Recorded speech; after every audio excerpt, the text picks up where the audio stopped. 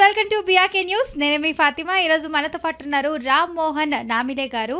So CM Indian bank, retired CM Indian bank faculty guest కూడా. So సార్ని అడిగి మరిన్ని వివరాలు అయితే తెలుసుకుందాం. నమస్తే అండి. నమస్తే, ఆదాబ్ ఫాతిమా. Thank you. ఎలా ఉన్నారు? ఫైన్ అమ్మా, సో ఫార్ సో ఫైన్. ఇంకా అడగకూడదు ఈ క్వశ్చన్ నేను మిమ్మల్ని. ఓకే, సో ఇప్పుడు చాలామంది అభిప్రాయం ఏంటంటే ఓన్ హౌస్లో ఉంటే బెటర్ అంటారా, లేదంటే రెంటెడ్ అద్దెంట్లో ఉంటే బాగుంటుంది అంటారా? సో మీ ఒపీనియన్ చెప్పండి కాస్త. చాలా రెలవెంట్ ప్రశ్న అమ్మా. మనకి 3 పదాలు ఉన్నాయి. ఒకటి we own certain things, then we take on lease, number 2 lease, number 3 వచ్చేసి rent. Okay, own, lease and rent. లీజ్కి రెంట్కి పెద్ద తేడా లేదు. రెంట్ అనేది మామూలుగా ఏమంటామంటే రెంటల్ పేమెంట్, అంటే ఎంత రెంట్ పే చేస్తున్నాము. Even if you take on lease we have to pay the rent.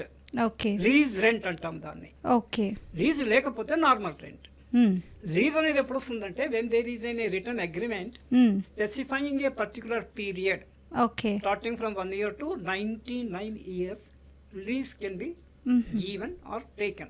Okay, అయితే ఇప్పుడు ఈ ఎకానమీలో చాలా మార్పులు, ఫాస్ట్గా ఇన్ఫ్లేషన్ ఇది ఉంటుంది కనుక అవునండి, 99 years వరకు లీజ్కి స్కోప్ ఉన్నా కూడా 99 years లీజ్కి ఇవ్వరు. మొదట్లో ఇచ్చేవాళ్ళు.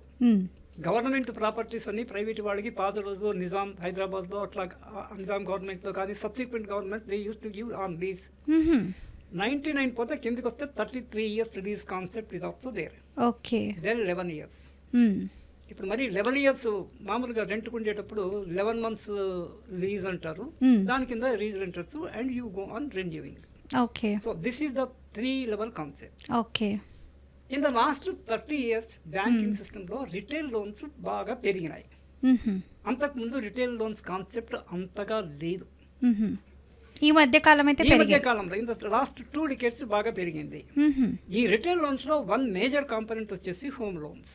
ఓకే, హోమ్ లోన్స్ లో ఇంతకుముందు అంతా మంత్లీ ఇన్స్టాల్మెంట్ అనేవాళ్ళము. ఇది కూడా ఈ కాన్సెప్ట్ కొత్తగా వచ్చి ఏ కాన్సెప్ట్ ఈఎంఐ. ఓకే, మామూలు ఇన్స్టాల్మెంట్ కి ఈఎంఐకి వాట్ ఇస్ ద డిఫరెన్స్ మీ అభిప్రాయంలో? ఇన్స్టాల్మెంట్ అంటే సగం సగం టర్మ్స్ లాగా కడుతూ ఉంటారు. కిస్తుల్లో కడుతున్నాం, కిస్తు అంటాము, వాయిదా అంటాము. Then what is the importance of EMI? అంటే హాఫ్ ఆఫ్, అంటే ఇంట్రెస్ట్ ఉంటుంది, అసలు రెండు కడతారు. ఇంట్రెస్ట్ యాడెడ్ ఇన్స్టాల్మెంట్ ని తీసే ఈఎంఐ. ఇది కూడా కొత్త కాన్సెప్టే. ఇంతకుముందు ఎలా ఉండేదంటే బ్యాంకింగ్ లో వాట్ తీసే periodicity of compounding. Periodicity of compounding అంటే ప్రతి 3 నెలలకి interest is calculated. Okay, and the borrower అప్పు తీసుకున్న వాడికి వెళ్తుంది information these days by SMS, ఎర్లియర్గా by letter or whatever. నీకు ఇంత ఇంట్రెస్ట్ అయింది, you pay it. Otherwise the interest will be added to the principal and ఈ interest దానికి అది ప్రిన్సిపల్ పెరిగిపోతుంది. Okay, don't pay as per terms you are supposed to pay. Same charges కూడా పడతాయి కదా at the same time? Late interest, all those things are there. అంటే నేను basic concept ఏంటంటే మనకి సంవత్సరాలతో అకాడమిక్ ఇయర్ స్టూడెంట్స్కి, ఫినాన్షియల్ ఇయర్ బిజినెస్కి, calendar year January to December. ఇవి 3 ఇంపార్టెంట్ గా 3 types ఆఫ్ ఇయర్స్. అవునండి. నా ఇప్పుడు బ్యాంకింగ్ కు మనం ఇది అన్నప్పుడు this A financial year. Financial second నుంచి ఎంత వరకు ఫైనాన్షియల్ ఇయర్? మే, ఏప్రిల్ ఆ టైంలో. జూన్ అంటారా? 1st April to 31st March next. Okay, అంటే ఇట్ స్ప్రెడ్స్ ఓవర్. అంటే బ్యాంకింగ్ పరంగా ఫినాన్షియల్ ఇయర్ ఇది. బ్యాంకింగ్ పరంగానే కాదు, ఎక్కడెక్కడ కామర్స్ ఉందో, ఎక్కడెక్కడ ఫినాన్స్ ఉందో దాని పేరే ఫినాన్షియల్ ఇయర్. ఓకే, ఓకే అమ్మా. So it spreads across 2 calendar years. అంటే ఒక 3 నెలలు, జనవరి ఫిబ్రవరి నుంచి నెక్స్ట్ ఇయర్ వస్తుంది. ఈ ఇయర్లో 9 నెలలు, 9 + 3 12 నెలలు వీసే ఫినాన్షియల్ ఇయర్. ఈ ఫైనాన్షియల్ ఇయర్స్లో ఈచ్ క్వార్టర్ని వీసే financial quarter. Okay, financial quarter అంటే 1st April నుంచి ఫస్ట్ క్వార్టర్ ఎప్పటికి ఎండ్ అవుతుంది? 3 నెలలు, 30th June. So second quarter 1st July to ఎంతవరకు? 30th September. Third quarter 1st October to 31st December. Last quarter next ఇయర్కి వెళ్ళి 1st January to 31st March. Okay. అయితే బ్యాంకుల్లో కూడా ఈ 4 క్వార్టర్స్కి క్వార్టర్ వైజ్గా they charge the interest. Okay. If you are paying the interest, it is not get compounded. Otherwise, it gets compounded. Okay. ఇలా మొదట్లో ఉండేది. తర్వాత ఏం చేశారంటే for the easiness of the borrower interest added instalment, that what we say EMI. So ముందే చెప్తారు 20 ఏళ్ళు home loan is the only loan where a what you call more number of instalments are given. అంటే amount కూడా ఎక్కువ ఉంటుంది కనుక తక్కువ number of instalment లో కట్టలేరు. కార్ లోన్ అంటే ఒక 5 ఏళ్ళు 7 ఏళ్ళు ఉంటుంది. ఎడ్యుకేషన్ లోన్ అంటే కూడా 5 years 7 years. Okay. So this will be longer period. So EMIs. So thought ఏమంటే మీరు కట్టే రెంట్ లోపల ఈఎంఐ కట్టినా కూడా 20 ఏళ్ళకి మీ ఇల్లు ఓన్ అయిపోతుంది కదా. అవునండి అన్న కాన్సెప్ట్. కానీ ఈఎంఐ ఎవ్రీ మంత్ ఖచ్చితంగా ఎవరు కట్టగలరు? Assured monthly income AMI. EMI కట్టాలంటే ఏఎంఐ ఉండాలి. ఏఎంఐ అంటే అష్యూర్డ్ మంత్లీ ఇన్కమ్ ఉండాలంటే you should be an employee drawing salary, whether in public sector or private sector.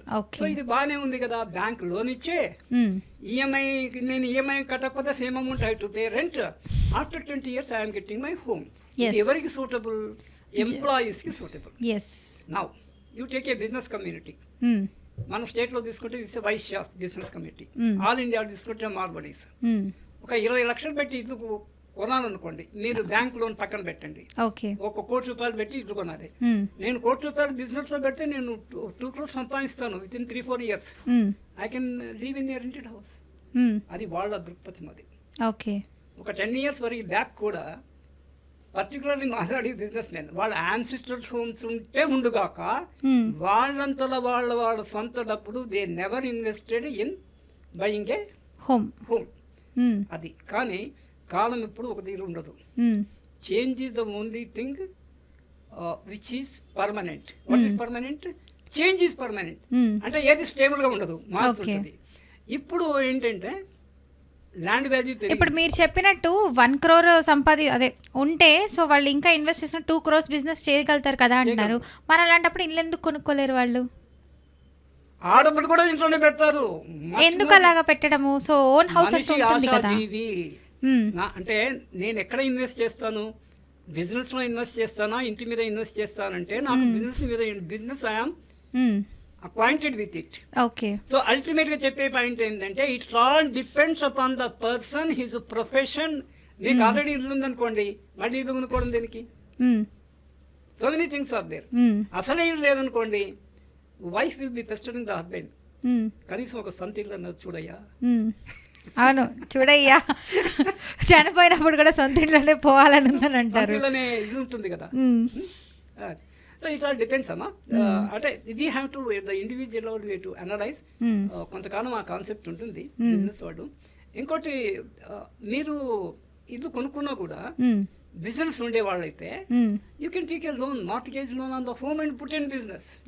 అంటే 2 ఉండాలి. కుదిరితే ఒక సొంతిల్లు, హయ్యర్ రెంట్ కిరాయికి ఇచ్చేసి చిన్న ఇంట్లో తక్కువ దగ్గర ఇంటుకుంటూ, అంటే మల్టిపుల్ ఆప్షన్స్ ఆర్ దేర్.